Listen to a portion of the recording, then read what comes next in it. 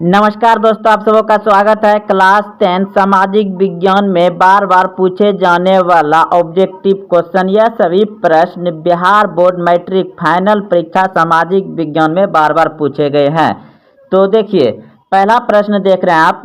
भारतीय कृषि अनुसंधान परिषद की स्थापना की गई थी।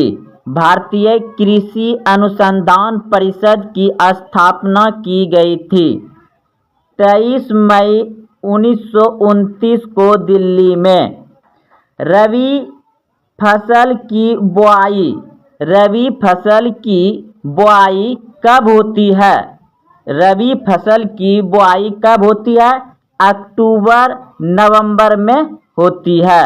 रबी फसल के अंतर्गत आपका आ जाता है गेहूं, चना, जौ, मटर, सरसों, मसूर, आलू, दलहन, जितने भी होता है सभी रबी फसल के अंतर्गत आ जाता है। और रबी फसल अक्टूबर नवंबर में बोई जाती है।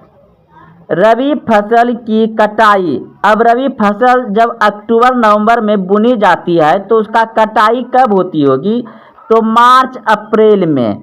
रबी फसल की कटाई कब होती है? मार्च अप्रैल में होती है रबी फसल की कटाई।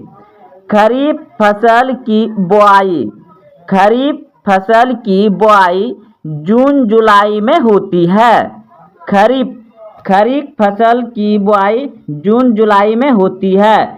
खरीफ की फसल आपका आ जाता है धान, गन्ना, तिलहन, ज्वार, बाजरा, मक्का, अरहर, ये सभी जो है खरीफ की फसल है।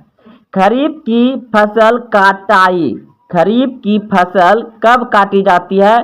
तो नवंबर दिसंबर में। खरीफ की फसल की कटाई कब होती है? नवंबर दिसंबर में। अगला प्रश्न देखिए। प्रमुख रबी फसलें। तो अभी तुरंत बताएं आपको प्रमुख रबी फसल क्या क्या होता है। तो रबी फसल जो ठंडी के मौसम में हो, यानी कि ठंडी के मौसम में ज़्यादा कुआसा ओस जो गिरता है उससे वह अंकुरित यानी कि बीज को पैदा होने में जो है कि बहुत ही महत्वपूर्ण साबित होता है। गेहूं, चना, जौ, मटर, सरसों, मसूर, आलू को खेती के लिए। तो दोस्तों आप सभी समझ गए होंगे कि प्रमुख रबी फसल है गेहूं, चना, जौ, मटर, सरसों, ये सभी जो है कि रबी फसल है। अगला प्रश्न देखिए। प्रमुख खरीफ फसल। तो खरीफ फसल आता है धान, गन्ना, तिलहन, बाजरा, ज्वार, बाजरा, मक्का, अरहर, ये सभी क्या है? खरीफ फसल है। ये बहुत ही इम्पोर्टेंट प्रश्न है आपका।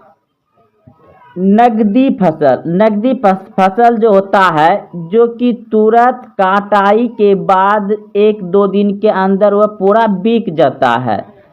और सभी जो होता है कि इतना जल्दी नहीं बिकता है। तो देखिए नगदी फसल उसी का रहता है कि तुरंत उससे पैसा लिया जा सकता है, यानी कि बेचकर पैसा कमाया जा सकता है, नगद। तो प्रमुख नगदी फसल है गन्ना नगदी फसल है, कपास नगदी फसल है, जूट नगदी फसल है, तंबाकू नगदी फसल है, तिलहन नगदी फसल है। तो यह प्रश्न आपको बिहार बोर्ड मैट्रिक फाइनल परीक्षा में पूछा जाएगा कि इनमें से कौन नगदी फसल नहीं है या इनमें से कौन नगदी फसल है। तो वहाँ आपको 4 ऑप्शन में से एक ऑप्शन इनमें से जरूर रहेगा। भारत में हरित क्रांति का जनक माना जाता है। भारत में हरित क्रांति का जनक माना जाता है। तो भारत में हरित क्रांति का जनक माना जाता है एम.एस. स्वामीनाथन को। भारत में हरित क्रांति का जनक माना जाता है एम.एस. स्वामीनाथन को। भारत में हरित क्रांति की शुरुआत हुई थी। भारत में हरित क्रांति की शुरुआत हुई थी 1967-68 में। और ये हरित क्रांति कृषि के अंतर्गत गेहूं हुआ था सर्वाधिक, यानी कि सबसे उस साल जो है ना कि ज़्यादा गेहूं उपज हुआ था। तो हरित क्रांति पंजाब में आया था। हरित क्रांति की शुरुआत हुई थी 1967-68 में। अगला प्रश्न देखिए, विश्व में हरित क्रांति का जनक माना जाता है। विश्व में हरित क्रांति का जनक माना जाता है नॉर्मन ई बोरलॉन्ग को। अमेरिका का था वह। हरित क्रांति में प्रयुक्त मुख्य पादप फसल था मैक्सिकन प्रजाति गेहूं। मैक्सिकन प्रजाति गेहूं था, मतलब उस नाम दिया गया है मैक्सिकन प्रजाति का गेहूं था। यानी कि हरित क्रांति का प्रमुख खाद्य फसल क्या था? गेहूं पर हरित क्रांति आया था 1967-68 में। और हरित क्रांति का भारत का जनक किसे मानता था? एम.एस. स्वामीनाथन को। अगला प्रश्न देखिए, हरियाली योजना संबंधित है। हरियाली योजना संबंधित है किससे? हरियाली योजना किससे संबंधित है? जल प्रबंध से। हरियाली योजना किससे संबंधित है? जल प्रबंध से। सबसे पुराना तेल भंडार, सबसे पुराना तेल भंडार डिगबोई असम में है। सबसे पुराना तेल भंडार, भारत का सबसे पहला तेल कहाँ निकाला गया था? तो डिगबोई असम में। भारत में सर्वाधिक तेल शोधन परिष्करण संयंत्र स्थापित हुआ। यानी कि भारत में सर्वप्रथम तेल शोधन परिष्करण संयंत्र स्थापित हुआ डिगबोई 1901 ईस्वी में। डिगबोई 1901 ईस्वी में। देश का पहला लोहा इस्पात कारखाना स्थापित किया गया था 1874 कुल्टी बंगाल में। यानी कि कुल्टी नाम का देश का पहला लोहा इस्पात कारखाना स्थापित किया गया था 1874 में कुल्टी बंगाल में किया गया था। और अगर बात करें Tata iron and steel company की स्थापना 1907 में झारखंड के जमशेदपुर में किया गया था।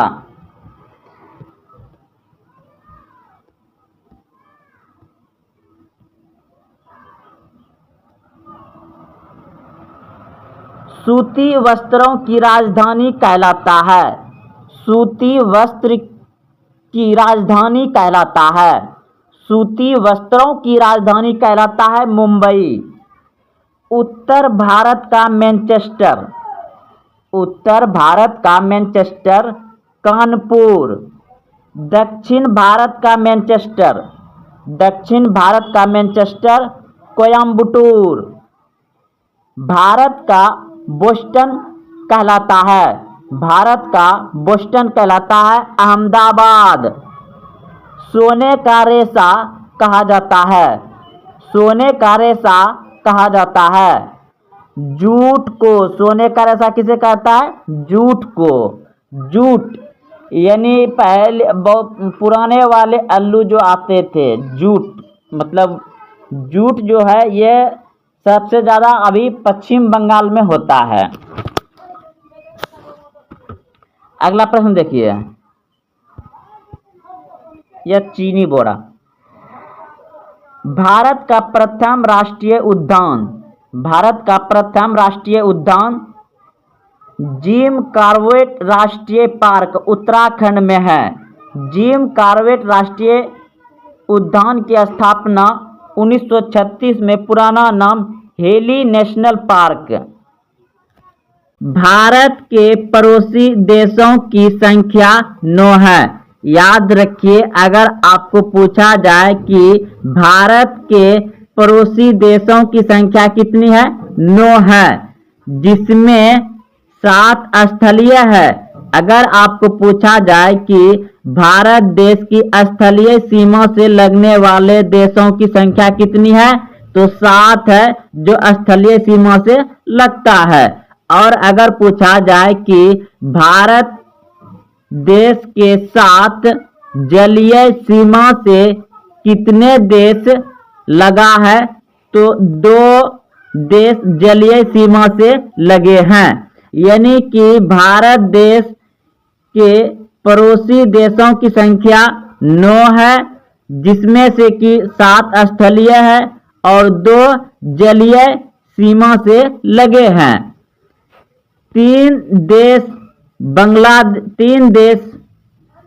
बांग्लादेश, म्यांमार, पाकिस्तान भारत की स्थलीय एवं जलीय सीमा से लगे हैं। अगर पूछा जाए कि भारत के कितने देश स्थलीय सीमा एवं जलीय सीमा से लगा है, तो 3 देश कौन कौन से हैं? बांग्लादेश, म्यांमार, पाकिस्तान। ये तीनों देश जो है कि स्थलीय और जलीय सीमा से लगा हुआ है और 2 मुख्य रूप से खाली जलीय सीमा से लगा हुआ है। 7 मुख्य रूप से स्थलीय सीमा से भारत के पड़ोसी देश सीमा से लगा हुआ है और 9 कुल पड़ोसी देश है।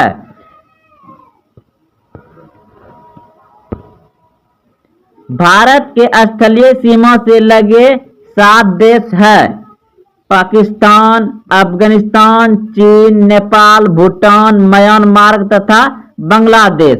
ये 7 स्थलीय सीमा से है, जिसमें से कि 3 जो है स्थलीय और जलीय सीमा से है। भारत की स्थलीय सीमा उत्तर में चीन है। भारत के उत्तर में कौन से देश आते हैं?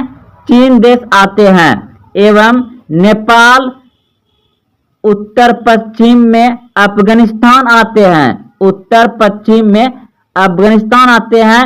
भारत की उत्तर में चीन एवं नेपाल आते हैं। भारत की उत्तर में चीन एवं नेपाल आते हैं और उत्तर पश्चिम में अफगानिस्तान आते हैं।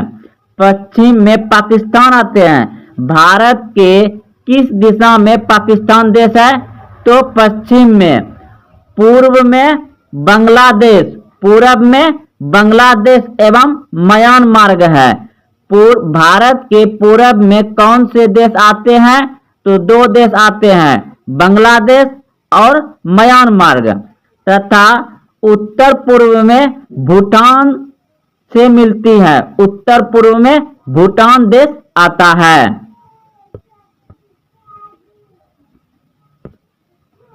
भारत का सबसे छोटा पड़ोसी देश भूटान। भारत का सबसे छोटा पड़ोसी देश भूटान है। भारत की सबसे लंबी अंतर्राष्ट्रीय सीमा बांग्लादेश के साथ, जबकि सबसे छोटी सीमा अफगानिस्तान के साथ लगी है। भारत का सबसे छोटा पड़ोसी देश भूटान।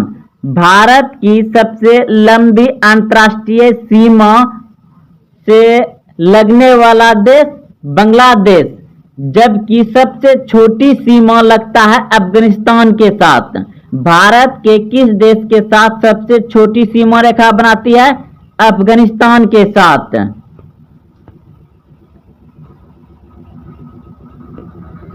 पंजशीर घाटी अफगानिस्तान में स्थित है। पंजशीर घाटी अफगानिस्तान में स्थित है। भारत के जलीय सीमा से लगे 2 देश। भारत के जलीय सीमा से लगे 2 देश मालदीव एवं श्रीलंका। मालदीव श्रीलंका जो है कि यह सिर्फ जलीय सीमा से लगा है, जो हिंद महासागर में स्थित है। जो हिंद महासागर में स्थित है। भारत का निकटतम समुद्र पर समुद्री पड़ोसी देश श्रीलंका है। भारत का समुद्री पड़ोसी देश श्रीलंका देश है, जिसका पुराना नाम शिलोंग है। श्रीलंका का पुराना नाम शिलोंग है।